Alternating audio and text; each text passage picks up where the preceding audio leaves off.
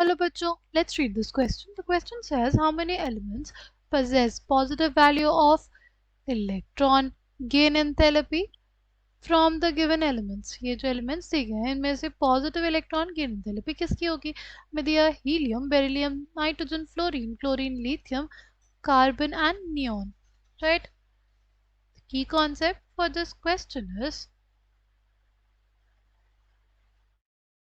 electron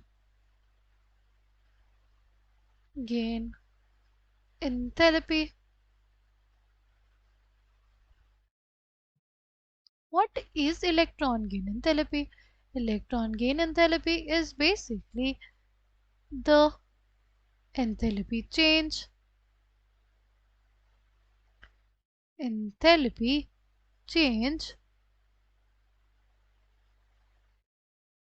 which is observed when an electron enthalpy change which is observed when an electron is added to neutral gaseous atom to convert it into a negative ion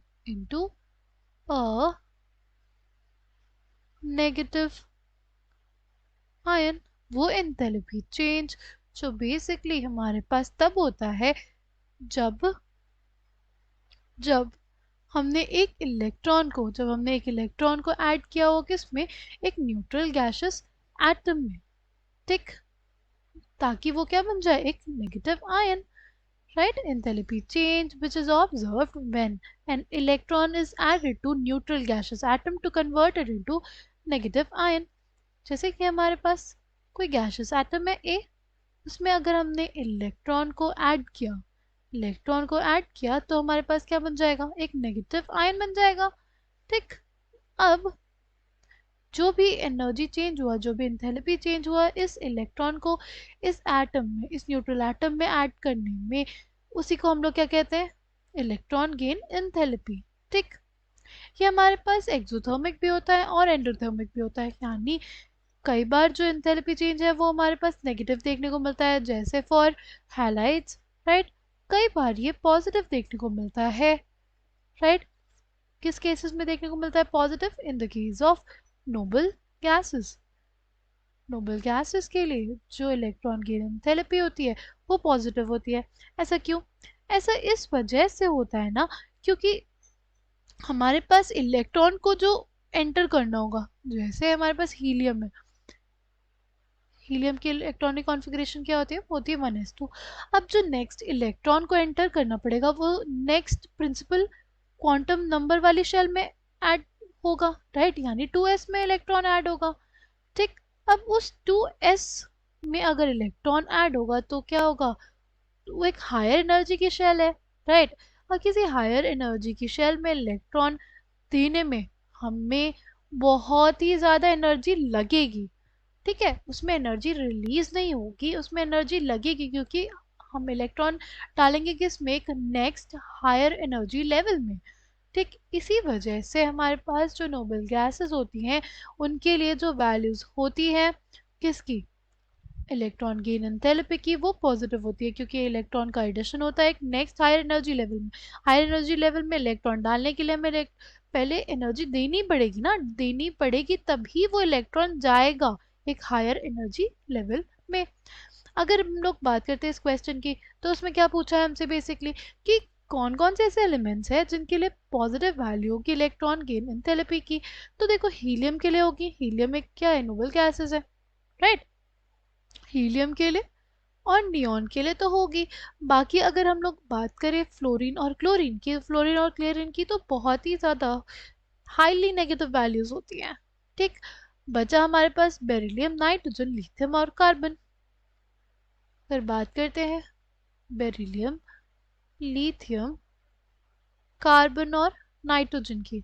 तो देखो, सबसे पहले lithium की बात करें तो lithium की electronic configuration क्या होती है? वो होती है हीलियम 2s1, है ना? अगर इसमें एक इलेक्ट्रॉन डालेंगे तो इलेक्ट्रॉन की पेयरिंग हो जाएगी, इस वजह से इसमें हमारे पास इलेक्ट्रॉन डालने पे एनर्जी रिलीज होती है। ठीक। अगर हम लोग बेरिलियम की बात करते हैं, बेरिलियम में क्या इलेक्ट्रॉनिक कॉन्फ़िगरेशन है? वो होती है हीलियम 2s1 2s2, राइट?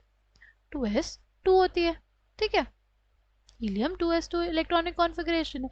अब हमारे पास, अब यहाँ पे क्या है? एक फुली फिल्ड कॉन्फ़िगरेशन है। यहाँ पे क्या है? एक फुली फिल्ड कॉन्फ़िगरेशन है। फुली फिल्ड कॉन्फ़िगरेशन में अब इलेक्ट्रॉन तो नहीं ऐड कर सकते, दूसरे सब शेल में जाएगा। इस वजह से हमारे पास यहाँ पे जो एनर्जी है वो रिलीज नहीं होती। कि प्रोसेस कैसा हो जाता है? एंडोथर्मिक हो जाता है, क्योंकि हमें एक्स्ट्रा इलेक्ट्रॉन डालना पड़ेगा किस में? एक दूसरे सब शेल में। ठीक। अगर बात करते हैं कार्बन की, कार्बन में क्या होता है? कार्बन में हमारे पास इलेक्ट्रॉनिक कॉन्फ़िगरेशन क्या होती है?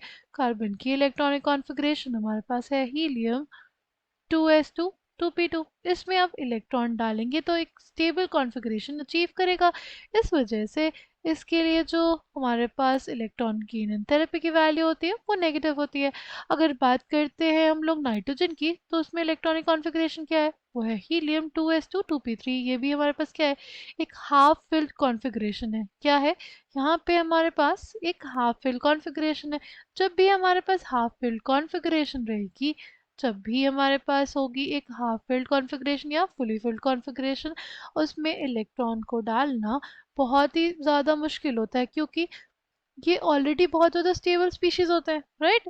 ये ऑलरेडी क्या है? बहुत ही ज़्यादा स्टेबल स्पीशीज़ है, राइट? इन ये बहुत ही ज़्यादा सिमेट्रिकल फिलिंग है और इनकी एक्सचेंज एनर्जी बहुत ज़्यादा है। अगर इसमें एक इलेक्ट्रॉन और डाल देंगे तो इसकी जो स्टेबिलिटी है वो डिस्टर्ब हो जाएगी। ये चीज़ इस केस में भी थी, इसकी स्टेबिलिटी डिस्टर्ब हो जाएगी। इस वजह से ये नहीं चाहते, ये एटम्स नहीं चाहते कि इनमें इलेक्ट्रॉन का एडिशन हो, इसलिए हमें फोर्सफुली डालना पड़ता है। इसलिए ये प्रोसेस जो होते हैं इनमें इलेक्ट्रॉन के एडिशन का, वो क्या होता है? वो एंडोथर्मिक होता है। ठीक। तो हमसे क्वेश्चन में क्या पूछा था कि किसके लिए हमारे पास पॉजिटिव वैल्यू होती है इलेक्ट्रॉन की एंथैल्पी की? तो जहाँ पे फुली फिल्ड कॉन्फ़िगरेशन होगी और हाफ फिल्ड कॉन्फ़िगरेशन होगी, वहाँ पे पॉजिटिव वैल्यू होगी किसकी? इलेक्ट्रॉन की एंथैल्पी की। तो हीलियम के केस में होगी पॉजिटिव, बेरिलियम के केस में होगी, नाइट्रोजन के केस में होगी, राइट? फिर नियॉन के केस में होगी। तो टोटल कितने एलिमेंट्स हैं जिनके केसेस में होगी?